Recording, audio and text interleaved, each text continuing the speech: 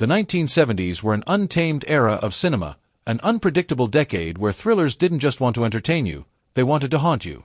Unlike current formulaic suspense flicks that telegraph every jump scare and rely on overproduced soundtracks, the 70s delivered tension that gnawed at your nerves and left you questioning your own sanity. Stick around until the very end. We promise you won't see what's coming. And hey, if you enjoy these deep dive explorations, don't forget to like, comment, and subscribe to help us keep digging up these cinematic gems. Now, let's count down 10 suspense movies from the 70s that are more intense than today's thrillers.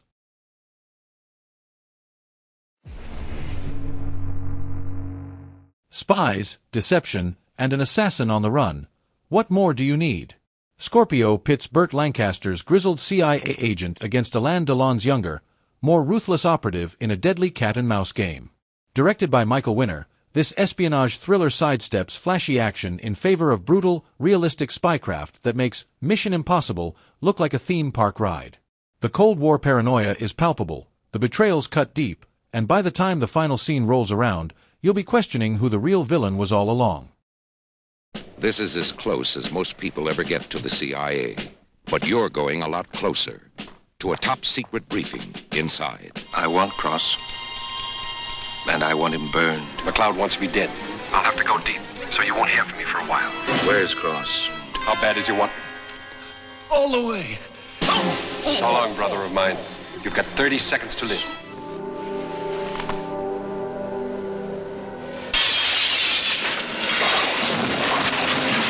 We can't all miss, mister. If you get Cross, you get his job.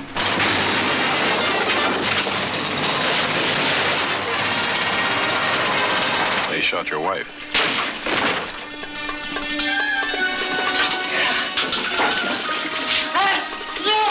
Job where the woman was killed. I didn't kill her, I swear! Do me one favor, Cross. Run as fast and as far as you can. You've nothing but enemies.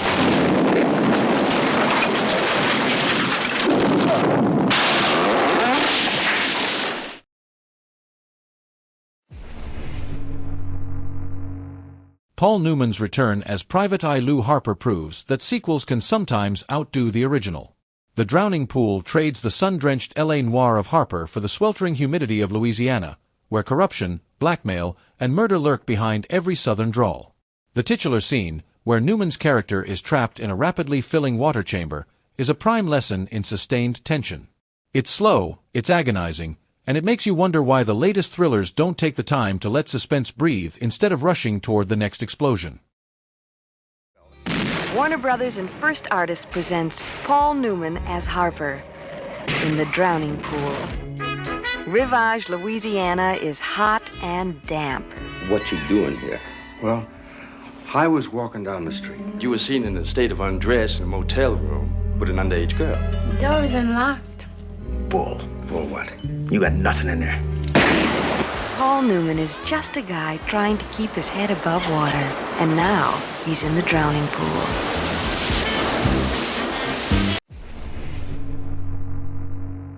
Before Fatal Attraction, there was Play Misty for me, Clint Eastwood's directorial debut and one of the best cautionary tales about obsessive fandom. Eastwood plays a DJ who has a casual fling with a listener, except she refuses to stay casual. Jessica Walter gives an unhinged, ice-cold performance that makes every phone call, every unexpected visit, and every chilling whisper feel like a ticking time bomb. Different from today's stalker thrillers, which rely on cheap scares, this one lets the dread fester, making you wonder just how safe your own personal space really is.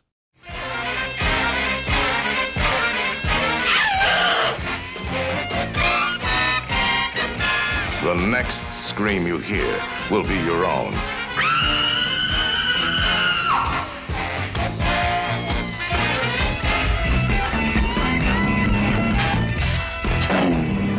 There's no escape in speed. There's no escape in passion.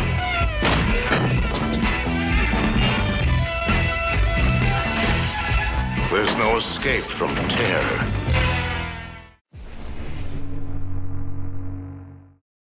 What happens when you pack a group of unsuspecting passengers onto a train with a deadly virus? You get the Cassandra Crossing, a tense, paranoia-fueled thriller that turns a routine journey into a torment on rails. With an all-star cast, including Richard Harris, Sophia Loren, and Martin Sheen, the film expertly builds suspense as authorities scramble to contain the outbreak, while those on board realize they may have been condemned to die. Packed with Cold War paranoia, government conspiracies, and disaster movie spectacle, it's a gripping mix of high-stakes drama and nail-biting tension. If you're a fan of 70s thrillers that make you second-guess public transportation, this one's a must-watch.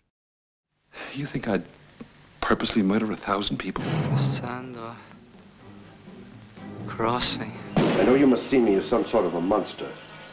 You had every option wired. But it's my job, and I do it well. Go ahead, Rob. Huh? Go ahead. Go on, Rob. I want this train stopped, now! My orders come from Colonel Mackenzie. Okay. Then I'll start with you.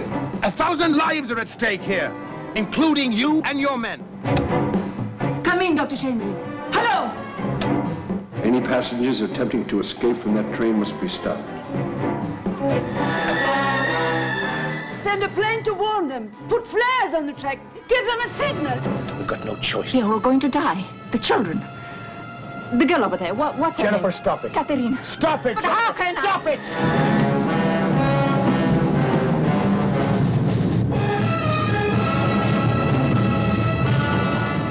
A powerful cast of international stars in the most spectacular suspense film of the year.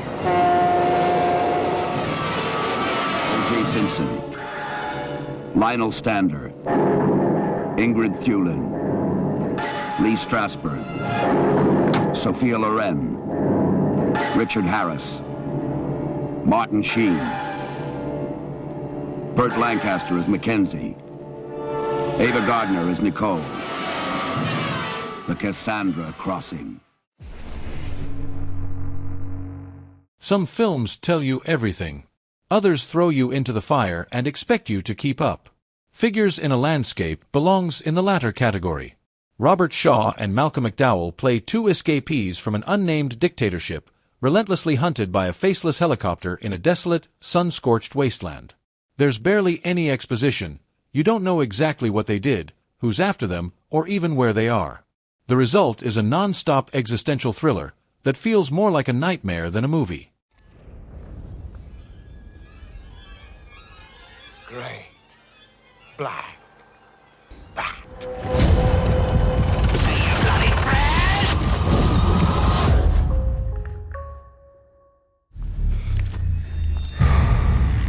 Playing with us. Playing a game. What have we done to ourselves?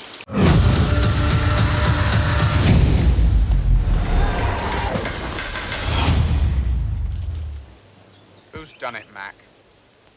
Who's ever done it before?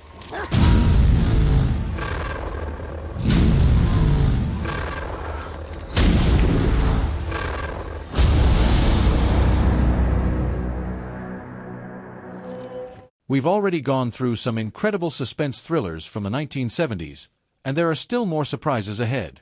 The tension, the twists, the unforgettable moments.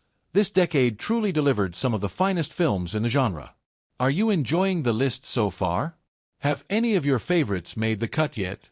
Let us know in the comments. And if you're having a good time, a quick like and subscribe would really help support the channel. Now, get ready as we dive into the final 5 entries, some of the most gripping and unforgettable thrillers of the decade.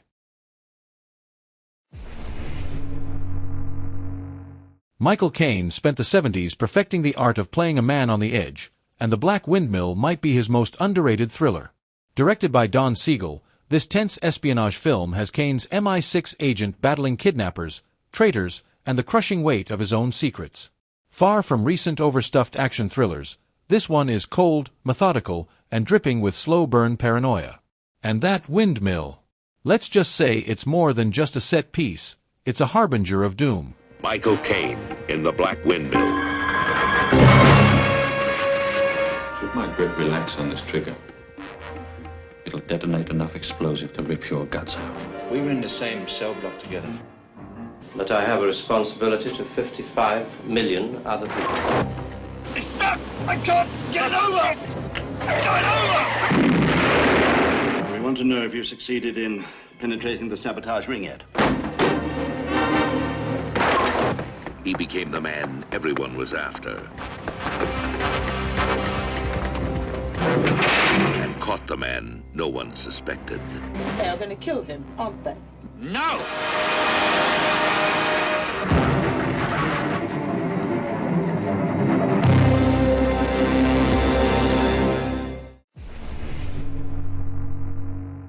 Lucio Fulci, better known for his gruesome horror films, delivers a psychological thriller that feels like stepping into a lucid bad dream. This Italian giallo, also known as schizoid, is filled with hallucinatory sequences, lurid murders, and enough mind-bending twists to make Christopher Nolan jealous. As a woman plagued by terrifying visions of violence, Florinda Bolkan gives a performance so unnervingly real that will make you walk through a fine line between what's real and what's just in the mind.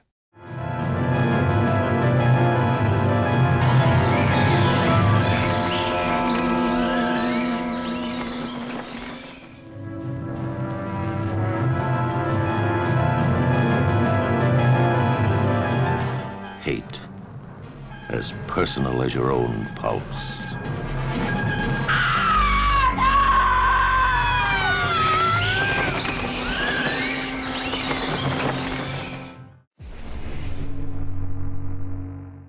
No supernatural monsters here, just the horrific reality of the Manson murders.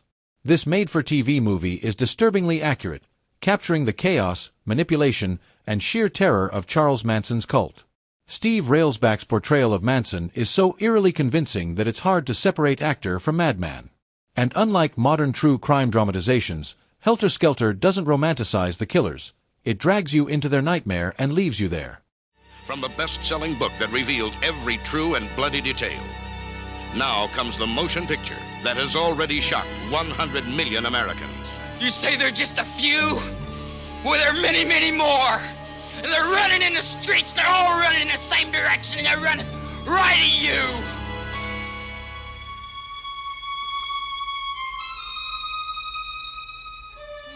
I just wanted them to stop.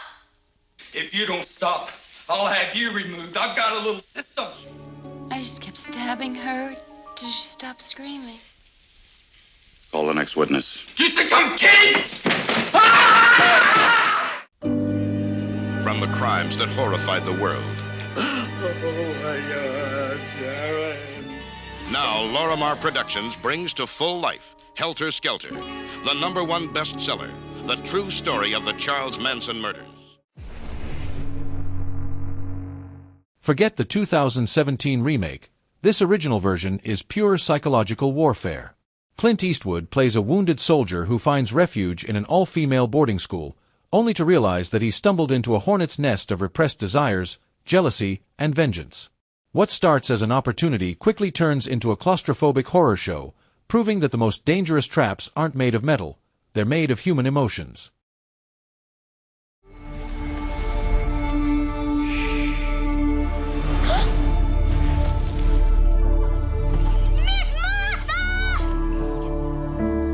Harboring the enemy is a crime. You are not our guest, but a somewhat unwelcome visitor. I'll do anything for you. No one in this house is safe as long as he remains here. I ask that this school and its occupants escape thy total wrath. Amen. How long does it take you, ma'am, to get to know someone? We'll never find out. I should have let you die screaming.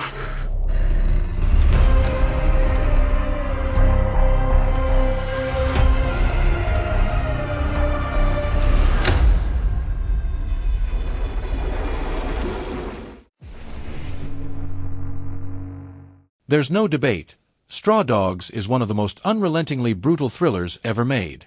Dustin Hoffman stars as a meek intellectual who moves to the countryside with his wife, only to be pushed beyond his breaking point by sadistic locals. The film's infamous home invasion sequence is beyond terrifying. It's psychologically scarring. Contrary to modern thrillers that throw in gratuitous violence for shock value, Straw Dogs makes you confront just how thin the line between civilization and savagery really is. He took his wife and fled to an English country town. He thought he could find peace and refuge. If you don't clear out now, there'll be real trouble. This is David Sumner. All his life he's been running away. Sam Peckinpah, who uncaged the Wild Bunch, now unleashes Dustin Hoffman in Straw Dogs, rated R. These films didn't hold your hand. They threw you into moral dilemmas, claustrophobic situations, and psychological breakdowns that felt uncomfortably real. Did we miss any of your favorite 1970s suspense thrillers? Let us know in the comments. And if you're craving more hidden cinematic gems, check out our thriller playlists. You never know what nerve-shredding classic you'll discover next.